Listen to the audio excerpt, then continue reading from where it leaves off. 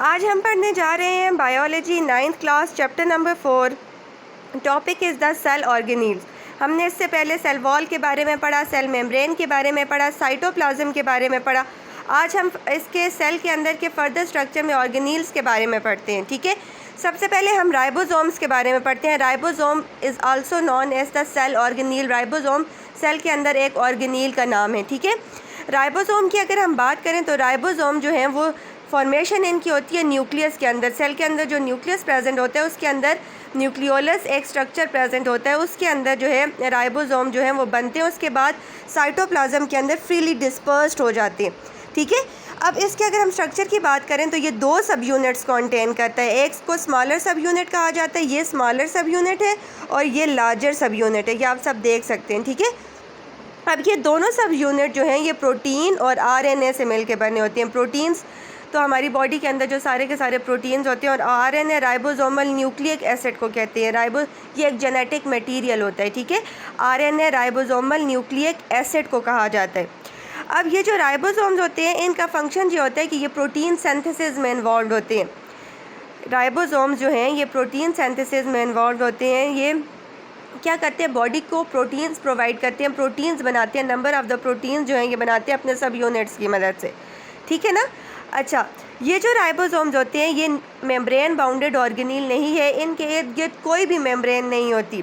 इस वजह से यही वजह है कि ये प्रोकैरियोट्स में भी आप कंसिस्ट करते हैं और यूकैरियोट्स में भी कंसिस्ट करते हैं। ये दो सब के सब ऑर्गेनिजम्स में पाए जाते हैं, बैक्टीरियाज वगैरह में भी पाए जाते हैं और हायर और कॉम्प्लेक्स ऑर्गेनिज्म में पाए जाते हैं। क्योंकि प्रोकैरियोट्स वो ऑर्गेनिज्म होते हैं जिनके अंदर कोई भी ऑर्गेनील मेम्ब्रेन बाउंडेड नहीं होती।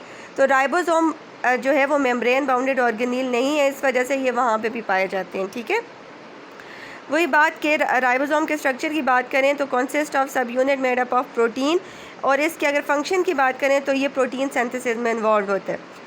नेक्स्ट अगर हम ऑर्गेनील की बात करें तो लाइजोसोम्स की हम बात करते हैं। लाइजो का मतलब होता है सप्लिटिंग।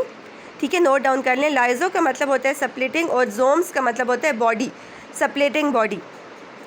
अब लाइजोसोम्स जो होते हैं ये क्या करते हैं कि इनका ये भी सेल ऑर्गेनील है। ये क्या करते हैं कि डाइजेशन ऑफ फूड में इन्वॉल्व होते हैं, फूड की डाइजेशन में इन्वॉल्व होते हैं। किस तरह से डाइजेशन करते हैं, हमारे पास क्योंकि आपने अभी मैंने आपको पिछले लेक्चर में बताया था एनिमल्स के अंदर भी और प्लांट्स के अंदर भी वैक्यूल प्रेजेंट होता है जिसके अंदर फूड मटेरियल स्टोर होता है। ठीक है ना, जो आप खाना वगैरह खाते हैं वो वैक्यूल के अंदर जो है वो स्टोर हो जाता है। प्लांट्स के अंदर फूड वैक्यूल जो है वो थोड़ा लार्ज होता है और एनिमल्स वगैरह के अंदर ये जो वैक्यूल है वो थोड़ा स्मॉल होता है, लेकिन वैक्यूल दोनों में एग्जिस्ट करता है। अब ये जो लाइजोसोम्स है ये क्या करते हैं, उस वैक्यूल के साथ जाके अटैच हो जाता है और उस वैक्यूल के अंदर जो लार्जर फूड पार्टिकल्स हैं उनको स्मॉलर फूड पार्टिकल्स में ब्रेक डाउन करता है ताकि जो डाइजेशन है वो ईज़िली हो सके। इस वजह से इसको डाइजेस्टिंग एंजाइम भी कहा जाता है। ठीक है, लाइजोसोम्स की अगर हम बात करें इसको डी डर्व ने फर्स्ट टाइम जो है आप कह सकते हैं डिस्कवर किया था, और इस पे और डी डव हमारे पास एक साइंटिस्ट हैं। ठीक है, उन्होंने ये कहा था कि लाइजोसोम्स को आप डाइजेस्टिंग एंजाइम्स भी कह सकते हैं क्योंकि ये ओवरऑल डाइजेशन में इन्वॉल्व होते हैं। फॉरेन पार्टिकल्स को भी क्लीन अप करते हैं, फूड के अंदर से फॉरेन पार्टिकल्स को डाइजेस्ट करने में मदद करते हैं और बॉडी को क्लीन करते हैं। ठीक है ना। अच्छा, नेक्स्ट हमारे पास ऑर्गेनील है और ये बहुत ज़्यादा इम्पॉर्टेंट ऑर्गेनील है जिसे माइटोकॉन्ड्रिया कहा जाता है। माइटोकॉन्ड्रिया को एनर्जी हाउस या पावर हाउस भी कहा जाता है। ठीक है, क्यों कहा जाता है, बहुत अर्सा पहले साइंटिस्ट का ये बिलीव था। साइंटिस्ट ये कहते थे कि माइटोकॉन्ड्रिया सेल का हिस्सा नहीं है, ये एक अलग से बॉडी का एक पार्ट है। वो ये सब क्यों कहते थे, क्योंकि माइटोकॉन्ड्रिया अपने सारे के सारे फंक्शंस इंडिपेंडेंटली परफॉर्म कर सकता है, किसी दूसरे पे डिपेंड नहीं करता। लेकिन जैसे जैसे टाइम गुजरता गया साइंटिस्ट ने इस पे एक्सप्लोर किया, इस पे डिस्कवरीज़ की, तो उनको पता चला कि ये सेल का ही एक पार्ट है और सेल के अंदर ही मौजूद होता है। अगर माइटोकॉन्ड्रिया की अगर हम बात करें तो माइटोकॉन्ड्रिया जो है इसको power house of the cell कहा जाता है। ये सेल को ये ख़ुद को भी सपोर्ट कर रहा होता है और सेल को भी एनर्जी प्रोवाइड कर रहा होता है। ठीक है, अब सेल को एनर्जी किस तरह प्रोवाइड करता है, in the form of the एटीपीज़।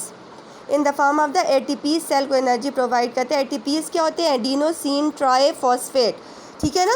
इस फॉर्म में सेल को एनर्जी प्रोवाइड करता है। जो फूड आप खाते हैं तो उस फूड की जो एनर्जी होती है वो हमेशा एटीपीज़ की फॉर्म में स्टोर होती है और वो माइटोकॉन्ड्रिया जो है वो सेल को प्रोवाइड कर रहा होता है। ठीक है। अच्छा, अब माइटोकॉन्ड्रिया जो है इसके अगर हम स्ट्रक्चर की बात करें तो माइटोकॉन्ड्रिया जो है ये डबल मेम्ब्रेन बाउंडेड होता है। इसके इर्द गिर्द डबल मेम्ब्रेन जो है बाउंडेड होती है और इसमें आपको जो इनफोल्डिंग्स नज़र आ रही होती हैं उनको क्रिस्टी कहा जाता है। ये जो इनफोल्डिंग्स आपको नज़र आ रही हैं ब्लू कलर में, ठीक है, पर्पल कलर की जो है इसकी बाहर की तरफ बाउंड्रीज़ है जिसे डबल मेम्ब्रेन कहा जाता है और अंदर ब्लू कलर में ये क्या है, इसको ये एक मैट्रिक्स टाइप है, इनफोल्डिंग्स है, उन्हें क्रिस्टी कहा जाता है। ठीक है। माइटोकॉन्ड्रिया का फंक्शन ये होता है कि ये सेल को जो है ये सेलुलर रिस्पायरेशन में इन्वॉल्व होता है। ठीक है। वो रिस्पायरेशन जो सेल के लेवल पे होती है, ठीक है, वो जो सेल रिस्पायर कर रहा होता है उसे सेलुलर रिस्पायरेशन कहा जाता है। लेकिन जब पूरे का पूरा ऑर्गेनिज्म रिस्पायर कर रहा होता है तो उसे ब्रीथिंग कहा जाता है। ठीक है। जो सेलुलर लेवल पे रिस्पायरेशन होती है जैसे सेलुलर रिस्पायरेशन कहा जाता है, माइटोकॉन्ड्रिया उसमें इन्वॉल्व होता है और इसके अलावा सेल को एक तो एनर्जी प्रोवाइड कर रहा होता है, दूसरा इसके अलावा सेल को जो है सेलुलर रिस्पायरेशन में इन्वॉल्व होता है और इसको पावर हाउस और energy house of the cell भी कहा जाता है। ठीक है। आज हमने ऑर्गेनील्स के बारे में पढ़ा। कौन कौन से ऑर्गेनील्स के बारे में पढ़ा? राइबोसोम्स, लाइसोसोम्स और इसके अलावा माइटोकॉन्ड्रिया के बारे में पढ़ा। अपने और बाकी के ऑर्गेनील्स के बारे में हम अपने नेक्स्ट लेक्चर में पढ़ेंगे इंशाल्लाह।